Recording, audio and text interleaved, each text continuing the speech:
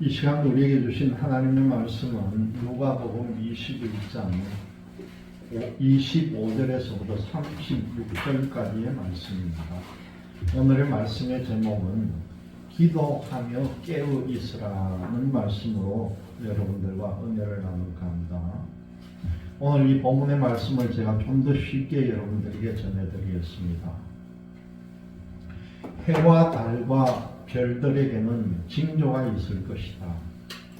땅에서는 민족들이 바다와 파도의 소리에 당황할 것이다. 사람들은 세상에 닥칠 일을 예상하며 두려워하고 기절할 것이다. 이것은 하늘에 있는 권세가 흔들릴 것이기 때문이다.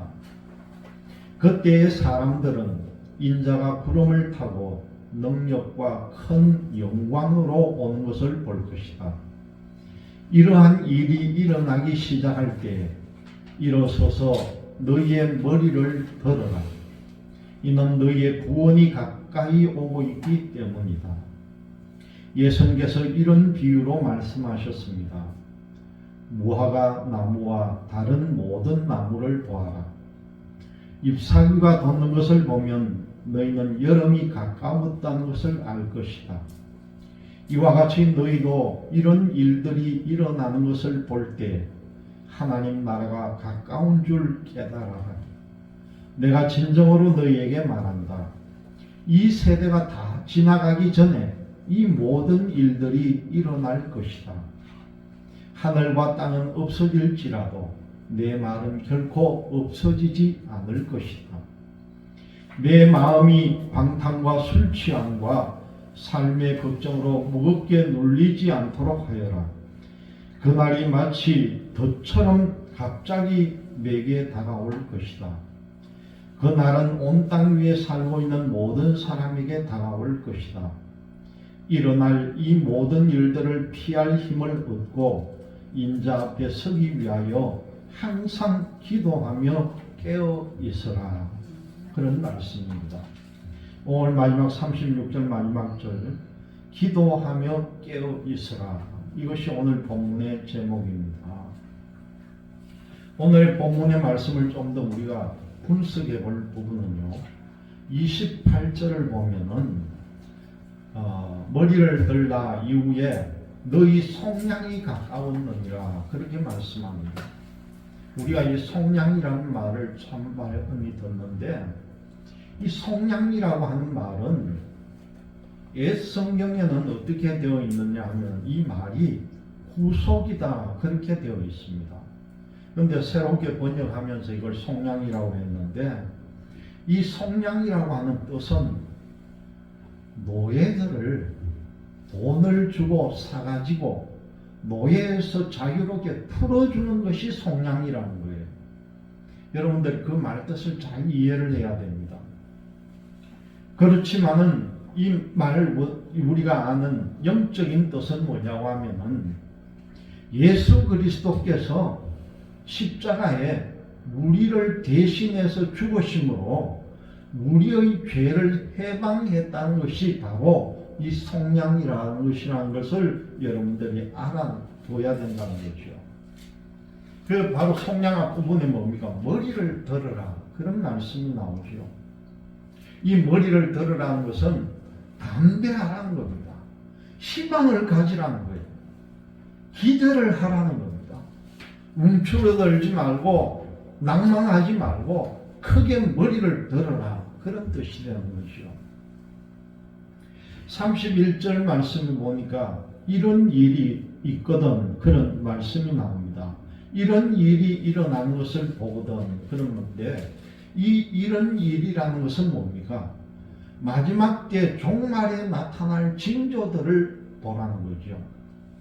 이 징조들이 있게 되면 반드시 연이어서 종말이 온다는 것을 우리에게 가르쳐 줍니다. 그리고 이후에 보면 34절에서 36절의 말씀은 우리가 종말의 때 어떻게 대처해야 되는 것을 우리에게 가르쳐 주는 내용이죠. 그리고 37절 말씀에 보면은 감람원이라는 말씀이 나옵니다. 이 감람원이라고 하는 것은 바로 감람산을 말하는 것이죠.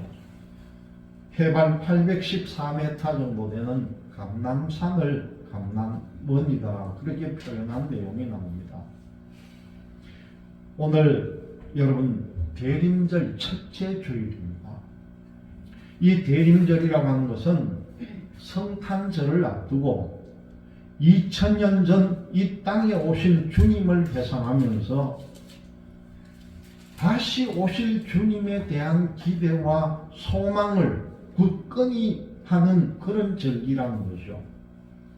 그렇기 때문에 이 대림절이 시작되는 오늘 우리는 다시 오실 주님의 때와 그때에 있을 징조, 그리고 그때를 기다리는 신앙인의 자세에 대해서 말씀해 주시는 이 오늘의 본문에 대해서 더욱더 집중해서 봐야 된다는 겁니다. 오늘의 이 말씀은요, 세 단락으로 나눌 수가 있습니다. 25절에서 28절은 온 땅에 임할 종말에 대해서 지금 말씀하고 있습니다. 그리고 29절에서부터 33절까지는 무화과 나무에 대한 비유를 해줍니다. 그리고 마지막에 34절에서 35절의 말씀은 깨어 있을 것에 대한 권유의 말씀이죠. 이제 그 단락별로 우리에게 주신 이 하나님의 말씀을 우리가 다시 한번 살펴보겠습니다. 첫째로 보니까 예수님께서 재림하실 때에 어떤 일이 발생하고 있는지 우리에게 가르쳐 줍니다. 누가복음 21장 25절에 보면은 뭐라고 해놨습니까? 일월성신, 그렇게 말합니다. 다시 말씀드리면은 해와 달과 별들에게 이상한 징조가 있으리라고 예언을 하고, 그리고 또 땅에서는요, 민족들이 바다와 파도와 성난 소리로 인하여 혼란한 중에 있으리라, 그렇게 예언을 합니다. 여러분, 이 최근에 세계적으로 발생하는 이 이상기후나 기후변화, 그리고 지진이나 해일 등이 일어나는 이유는 어떻게 해서 일어납니까? 해와 달이요, 예전과는 다른 영향을 우리 지구에게 지고 있기 때문에 해와 달의 영향으로 해일이 일어난다는 거예요. 해와 달이 예전과는 다른 방향, 다른 영향을 주고 있다는 거죠. 학자들은 이미 오래전부터 이 우주적으로 이상징후가 나타나고 있다, 그렇게 보고를 해왔습니다. 실제로 바다와 파도의 성난 소리들로 말미암는 구체적인 사건들이 최근에 계속해서 일어나고 있습니다. 바로 요 얼마 전에도 인도네시아에서 지진이 나고 많은 사람들이 다쳤습니다. 특별히 12년 전에 2010년에는요, 인도네시아에서 지진으로 인한 쓰나미가 일어나면서 약 한 300명 이상이 죽거나 실종이 되었습니다. 2018년 12월 22일에도 인도네시아에서 이렇게 또 지진이 나가지고 그때는 약 한 600명 가량이 죽었습니다. 그런데 요 얼마 전에 또 지진이 일어났죠. 우리가 잘 아는 게 뭡니까? 지금부터 약 한 11년 되었습니까? 2011년 3월 11일 일본에서 일어난 9.0의 지진. 그때 일본에 쓰나미가 일어나면서 얼마나 많은 사람들이 죽었습니까?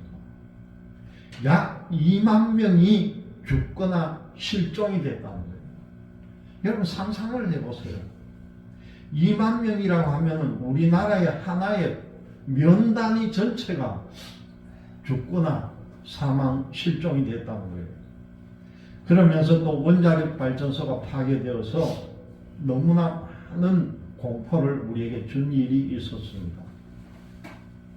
오늘 26절에서 보니까 이 세상에 임할 일을 생각만 해도 사람들이 무서워해서 기절할 것이라고 표현을 해요. 기절할 거라는 거예요. 그 상황이 얼마나 끔찍한지를 우리에게 가르쳐 주는 내용입니다. 그리고 27절은 보니까요, 비로소 예수님의 재림, 인자의 재림이 나타나고 있는 말씀입니다. 어떻게 해요? 공개적으로 공중에서 구름을 타고 능력과 영광 중에 오시리라, 그렇게 말씀합니다. 예수님의 재림을 모든 사람들이 볼 수 있는 공개적인 그런 재림을 한다, 그렇게 분명하게 기록이 되어 있습니다. 우리가 이 구절만 보아도요, 요즘 보면은 자기가 재림주라고 가르치는 이 이단들은 모두가 비성경적이라는 것을 알아야 한다는 거예요. 요 며칠 전에 여러분 방송을 통해서도 봤겠지만요, 저 신천지라는 집단이 대구에서 10만 명이 모이는 집회를 합니다. 참 어마어마한 사람들이 모여가지고 집회를 여는데, 여러분들이 딱 한 가지만 알면 됩니다. 이 신천지에서 강조하는 게 12지파를 강조를 합니다. 근데 여러분 알다시피 12지파라고 하는 것은 야곱의 12지파라야 되지, 그것이 어떻게 예수님의 제자의 이름을 따가지고 12지파를 만든 거예요. 그래서 사람들을 현혹을 합니다. 28절에요, 아주 중요한 말씀이 나옵니다. 이러한 일이 되기를 시작하거든 일어나 머리를 높이 들으라는 거예요. 왜 그렇습니까? 그것은 바로 너희의 속량이 가까웠다는 겁니다. 이것은 바로 그날이 구원의 날이기 때문이다, 그렇게 말씀하고 있습니다. 여러분, 이로써 우리가 알 수 있는 사실이 뭡니까? 인자의 오심이 성취되는 마지막 때에 사람들에게 나타날 최종 결과가 딱 두 가지로 나타난다는 거잖아요. 하나는요, 기다림의 때를 적절히 보내지 못한 사람들은 세상에 닥칠 일을 두려워하면서 조마조마 기다리다가 혼이 나가버릴 것이고요, 다른 하나는 그 박해를 잘 견뎌내면서 기다림의 때를 잘 살아낸 사람들에게 마지막 심판의 때는 오히려 죄에서 완전하게 풀려나고 구원을 얻는 때가 될 것이라고 분명히 28절은 말합니다. 종말의 때에 무서워하고 두려워하는 것은요, 그리스도인의 바른 자세가 아니라는 사실이죠. 오히려 종말의 징조가 보이면은 구원받은 성도들은 일어나서 머리를 들어야 한다는 겁니다. 다시 말씀드리면은 숨지 말고 오히려 담대해지라는 것이죠. 그것은 왜냐하면은요, 예수님의 재림의 날이 우리에게는 뭡니까? 구원의 날이고 축제의 날이기 때문에 그렇다는 겁니다. 예수님이 십자가를 지시기 전에 제자들에게 세상의 종말과 재림에 대한 이야기를 미리 해두신 것은요, 제자들을 두려움에 떨게 하려는 것이 아니었다는 거죠. 오히려 그들을 위로하고 격려하기 위해서라는 겁니다. 그렇기 때문에 오늘의 신앙인들도 종말의 소식이 들릴 때에는 두려움과 염려가 아니라 임박한 구원의 날에 대한 기쁨과 기대와 소망을 가져야 된다, 그렇게 말씀합니다. 두 번째로 보니까요, 무화과 나무의 비유를 통해서 마지막 때의 징조를 알아차리라, 그렇게 말씀합니다. 여러분, 여기에서 눈에 띄는 점은 29절 말씀에 무화과 나무에다가 그 이어서 나오는 게 뭡니까? 모든 나무를 보라, 그렇게 말씀합니다. 다른 병행 본문인 마태복음 24장과 마가복음 13장에서는요, 딱 무화과나무 하나만 언급이 됩니다. 그런데 누가복음만이 갖는 특징이 무화과나무 외에 모든 나무도 보라, 그렇게 말씀하는 거죠. 다른 격행복음보다는 또 다른 모든 나무가 언급되어 있다는 겁니다. 왜 그런 줄 아십니까? 이 누가복음은 그 대상이 유대인들이 아니라 이방인을 대상을 했다는 거죠. 그렇기 때문에 이스라엘의 상징인 무화과 나무만을 언급하지 않고 무화과를 모르는 다른 나라 사람들도, 이방인들도 이 비유의 말씀을 자연스럽게 읽을 수 있도록 여기에다가 보태놨다, 그렇게 이해하시기를 바랍니다. 이 무화과 나무와 모든 나무의 비유가 말하고자 하는 핵심이 뭡니까? 새싹이 나면은 그 싹이 나는 것을 보고, 아, 이제 여름이 가까워졌구나 하는 것을 알 수 있는 것처럼, 이런 일들이 일어나면은, 아, 이제 곧 하나님의 나라가 가까이 되었구나, 여러분들 경각심을 가지라는 거죠. 여기서 이 같은 일이라는 것은 하나는 예루살렘에 대한 예언이고요, 또 하나는 바로 예수님의 재림에 대한 예언이다, 그렇게 볼 수가 있습니다. 이 누가복음이 기록된 연대가 대체로 기원 후 약 한 85년경이다, 그렇게 추정을 합니다. 그렇다면은 누가복음을 보는 우리의 입장에서는 예루살렘의 멸망은 벌써 이미 일어난 일에 해당이 된다는 거죠. 예루살렘 멸망이 언제입니까? 기원 후 70년이에요. 그런데 이 누가복음의 기록은 벌써 기원 후 85년이니까 예루살렘의 멸망은 벌써 지나갔다는 거예요. 그렇기 때문에 우리가 이 본문을 읽으면서 쉽게 이해가 되지 않고 한쪽 마음이 불편한 것은요, 예루살렘의 멸망과 예수님의 재림이 같은 시기에 일어나는 것처럼 본문이 기록되어 있다는 겁니다. 우리가 결과적으로 알고 있는 것은 기원 후 70년에 예루살렘이 멸망을 당했지만은 예수님의 재림은 이후에 2000년이 지난 지금까지도 일어나지 않았기 때문에 이 말씀을 읽는 우리를 어떤 때는 당황하게 할 수가 있다는 거죠. 그러므로 우리는 이 두 가지의 사건, 예루살렘이 멸망하는 것과 예수님의 재림을 동일한 시기에 연결된 사건으로 보는 것이 아니라 하나하나 따로 떨어진 사건으로 보는 것이 오늘 본문을 이해하는데 유익하다는 것입니다. 그래서 이 세대가 지나가기 전에 모든 일이 다 이루어지리라 하는 이 말씀은 기원 후 70년에 역사적으로 일어났던 예루살렘 멸망 사건을 두고 하신 말씀이라는 것을 여러분들이 기억하시기를 바랍니다. 그렇다면요, 이 예수님의 재림은 어디에다가 연결을 해야 되겠습니까? 이 예수님에 대한 재림에 대한 말씀은 34절과 35절의 말씀과 연결을 해야 한다는 것이죠. 그래서 셋째로 보니까 재림의 때를 준비하는 자세를 우리에게 가르쳐 줍니다. 34절에 보니까요, 그 날이 덫과 같이 임하리라, 그렇게 말씀합니다. 여기에서 그 날이라고 한 것은 예수님의 재림을 가리키고 이 땅의 종말을 가리키는 그 날이죠. 34절과 35절 말씀을 보면은 예수님의 재림에 대한 두 가지 성격이 나타납니다.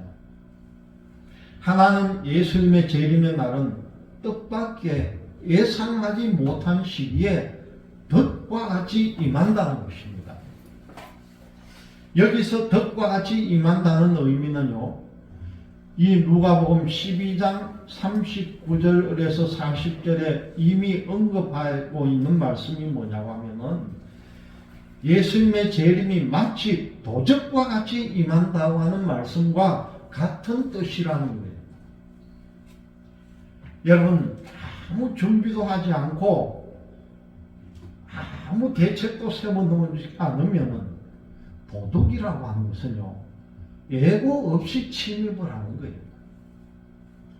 도둑은 우리가 알지 못하는 시기에 와가지고 우리에게 피해를 입히는 것이 바로 도둑입니다. 덫이라고 하는 것도 마찬가지죠. 이 덫이라고 하는 것도 예기치 않은 상태에서 예기치 않은 시간과 장소에 짐승들을 덮쳐서 그 짐승의 생명까지 빼앗아가는 용도로 사용되는 것이 바로 이 덫이라는 거죠. 여러분, 덫이라는 걸 여러분들이 봤는지 모르겠습니다. 제가 본 덫은 보통 보면 한 두 가지가 돼요. 어떤 덫이 있느냐 하면은 산에 보면은 이 길에나 땅을 파가지고 구덩이를 만들어 놓고 사람이나 짐승이 그 구덩이에 빠지면 밖으로 나오지 못하도록 위에는 위장을 해놓고 거기에 들어가도록 만든 것이 덫이라는 것이 있고요. 또 한 가지는 뭐냐고 있느냐 하면은 나무와 나무 사이에 올가미를 매놓은 거예요. 그래서 짐승들이 그 나무 사이를 자기들이 가는 길로 다니는 복에 올가미를 놔놓으면은 짐승이 가다가 목이 걸린다든가 발이 걸리면 꼼짝없이 덫에 걸려서 죽게 되어 있는 겁니다. 여러분, 이와 같이 예수님의 재림의 날은 이 덫이 짐승을 덮치는 것과 똑같이 준비되지 않는 자에게 엄중한 심판을 가져다 준다는 것을 우리에게 가르쳐 주는 것이죠. 또 다른 재림의 성격은요, 공개적으로 임한다는 겁니다. 여러분, 35절 말씀에 보면은 이 날은 온 지구상에 거하는 모든 사람에게 임하리라, 그런 말씀이 나옵니다. 즉 부분적으로 임하는 것이 아니라 전체적으로 공개적으로 모든 사람들이 다 보는 가운데 임한다, 그렇게 말씀하는 거죠. 옛날에 이 말씀을 보면서 어떤 생각을 했냐면은 이 지구가 자전을 하면서 우리가 24시간을 사는데 우리하고 다른 나라는 시차가 다른데 어떻게 예수님을 동시에 볼 수 있나, 그렇게 생각을 했다는 거예요. 그런데 이제 말씀을 통해서 볼 때 뭡니까?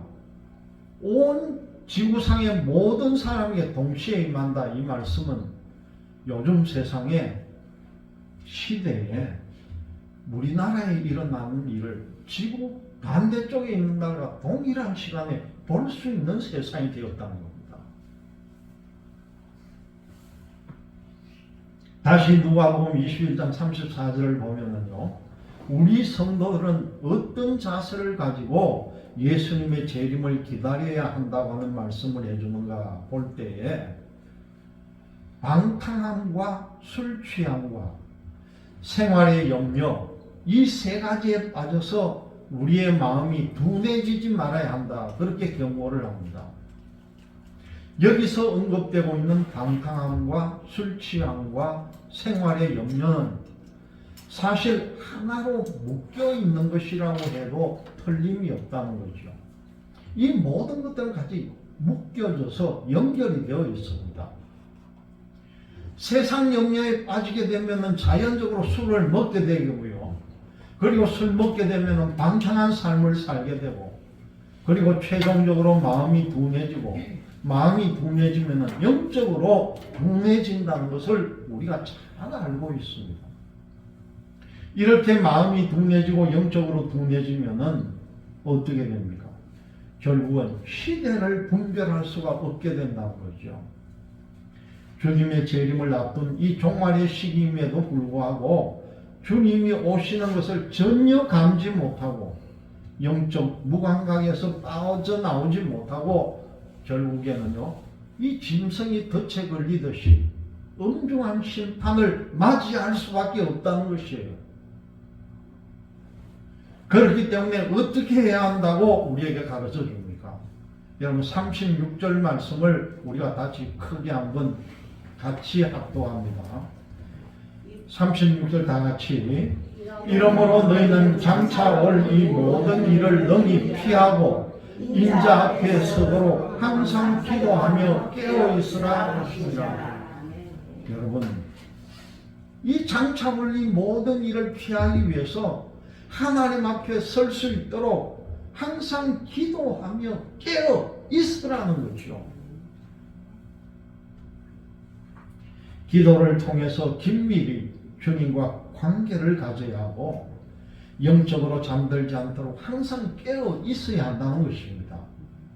항상 기도하고 영적으로 깨어 있다면 이를 통해서 우리는 이 종말의 때를 승리하면서 살아갈 수가 있다는 사실입니다. 여러분, 오늘이나 내일이라도 주님께서 재림하신다 할지라도 여러분들께서는 두려움 없이 요한계시록 마지막에 나오는 말씀처럼 주 예수여 오시옵소서. 여러분 뭡니까? 마라나타. 이렇게 담대히 주님을 맞이할 수 있는 저와 여러분들이 되시기를 주님의 이름으로 기원드립니다.